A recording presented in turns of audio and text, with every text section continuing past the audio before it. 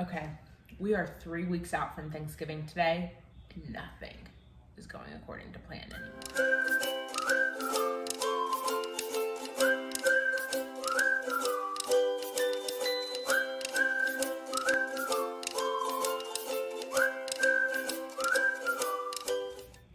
Hey y'all, welcome back to 34 Minute Thanksgiving. It is week 3, and like I said, nothing is going according to plan anymore. If you caught last week's video, you know today I was supposed to be sharing our backyard refresh with you. Clearly I'm not, and that's a whole other story for another day. It will be coming hopefully next week. I was gonna then share my make ahead mashed potato recipe with you and freezing tips and things like that. Then we ran out of gas for the gas stove this morning, and the gas company can't come until tomorrow. So we're on to plan C. Such as 2020. Yeah, this week really feels like the perfect representation of what 2020 has been. Anyways, this I had originally planned to share with you guys in week 5. But here we are, we're doing it today. It's information you need to know anyways. I figured why not get it to you now, since I can't get you plan A or plan B for content, might as well go on to plan C. If you are following along with 34 Minute Thanksgiving, this is the week that you should be tackling your sides. So any sides you're gonna make in advance, the 34 Minute Thanksgiving Guide, which is available on our website as of today, has a list of all of the sides you can make ahead of time and tells you how to freeze them and then the proper way to defrost them once we get closer to Thanksgiving as well. But that's what you should be tackling, this weekend and next weekend. So making those sides, getting them in the freezer, as well as any of those other little to-dos on your to-do list to get the house ready to have guests.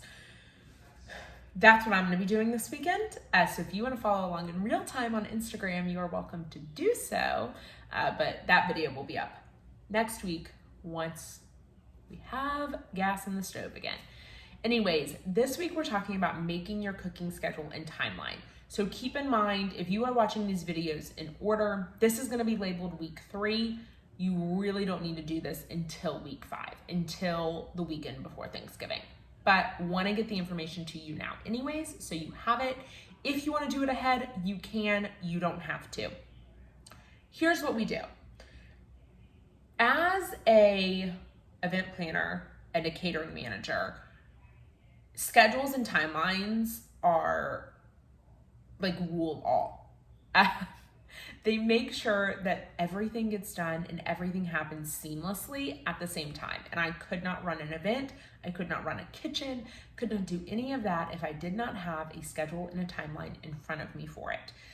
So I take that same mentality and I bring it over to Thanksgiving and to the holidays in general. So let me see if I can, my iPad fell asleep over here. First thing I do is create my cooking cheat sheet. So I'm gonna share it. Oh, it moved over, but you get the idea. I do it on Google Sheets is where I do mine. You can do it on a sheet of paper. You can do it on a chalkboard if you've got a chalkboard in your kitchen, whatever it is, whatever works best for you. Create this cooking cheat sheet. What the cheat sheet is it's just got every dish you're gonna serve on Thanksgiving, from your turkey to your condiments, their cooking time, and their cooking temperature. So you have an easy access, quick look. You can glance at it whenever you need it. What it also helps me do, having this cheat sheet, is it puts everything in front of me so that I can easily make my Thanksgiving Day timeline. What this timeline is it sort of becomes the lifeline or the guide of Thanksgiving Day itself. And it's basically, it covers everything that you have to do, when things have to go in the oven, when they need to come out of the oven, if you need to pull something out to bring it to room temperature, if you need to add topping to it. It covers all of that and what time you need to do it. So when I'm making a timeline, I always work backwards. So I'll start with service time. We eat late, we eat usually around 3 or 4 o'clock. So I always start with listing dinner time and working backwards from there. So looking at the time something needs to go, or the length something needs to cook, and getting that on there. So let's say, for example, we're going to eat at 4 o'clock this year. If my dressing needs to be in the oven for 45 minutes, I would then say, okay, we're going to eat at 4 o'clock. And this is another little tip, I always like my dishes to come out of the oven 10 minutes before service time. Reason being is that allows for a little bit of buffer for any type of cooking discrepancies, because there will be some with your oven temps and cook times, just because it happens. Everybody's oven cooks a little bit differently. When you're cooking multiple dishes at the same time, you're opening the oven door a lot. That will affect your cook time as well. So I always want them to come out 10 minutes, plan for them to come out 10 minutes early. So if they need to cook a little bit longer, they can.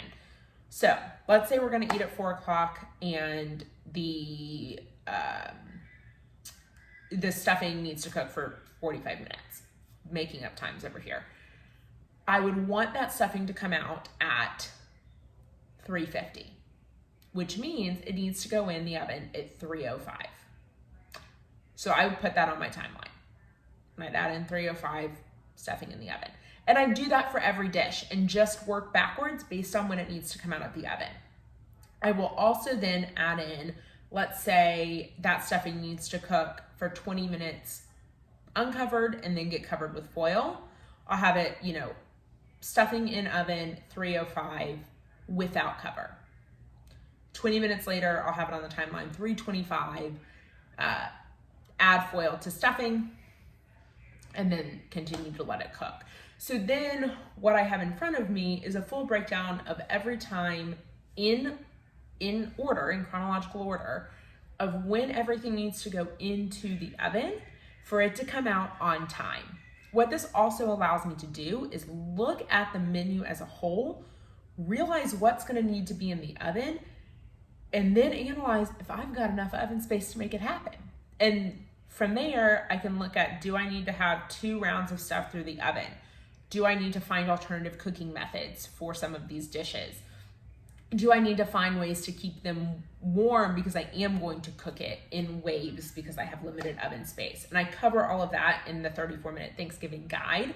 So you can go to our website, grab that guide now. The link is down in the description of this video, and it walks you through in detail all of that, which I'm not going to do here because you would be here for 6 hours.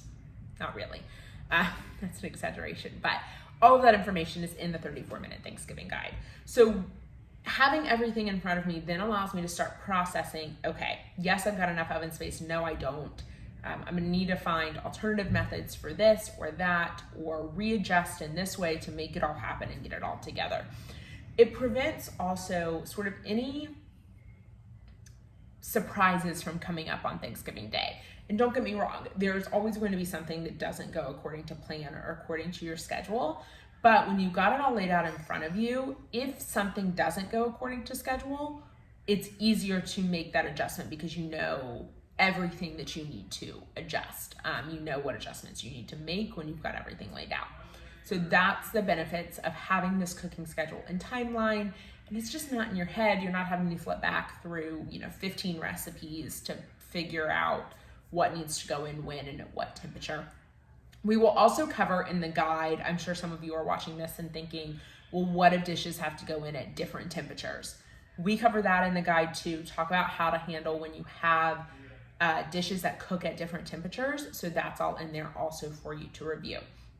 Once you've got that cooking cheat sheet and your timeline done, the next thing I do is I take it one step further. You don't have to do this. I do because it makes my life easier. Is I actually take that timeline and transfer it into my phone as alarms.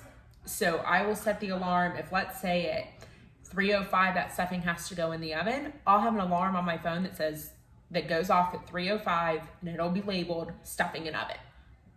It'll also go off on my watch because I've got an Apple Watch. So if I don't have my phone near me, I'm not missing that cue. And I can still guarantee it's going to get enough time in the oven. It's also going to alert me every time something needs to come out of the oven, if something needs to get covered, if toppings have to go on sides, all of those things. So that is your cooking schedule and timeline. I'm going to sort of wrap it up now because I don't want to make this too long for you guys, all of this information in full detail is in 34-Minute Thanksgiving. But if you haven't grabbed the guide or you don't think you want to, that's okay. This should give you enough information to go off of to create your own cooking schedule and timeline for your Thanksgiving meal. And if you have any questions, don't forget that you can always leave them in the comments here, or send us an email, send us an Instagram message, send a carrier pigeon, whatever you need to do. But that's what we have this week. I'll be back next week with hopefully the mashed potato recipe, and also hopefully the backyard refresh as well. I'm gonna try and get 2 videos up for you guys next week. Fingers crossed on that one. But that's what we have, and I will see you guys next week. Don't forget, if you do want to follow along in real time with the making and freezing of side dishes, you can go to our Instagram. It's just @EventsunCourt, and you can watch that in real time this weekend. So that's what I have for you guys. I will see you next week. Don't forget, if you are following along with 34-Minute Thanksgiving, to start working on those sides this weekend. And if you are, definitely tag us on Instagram as well. So everyone have a great weekend, and I'll see you next week.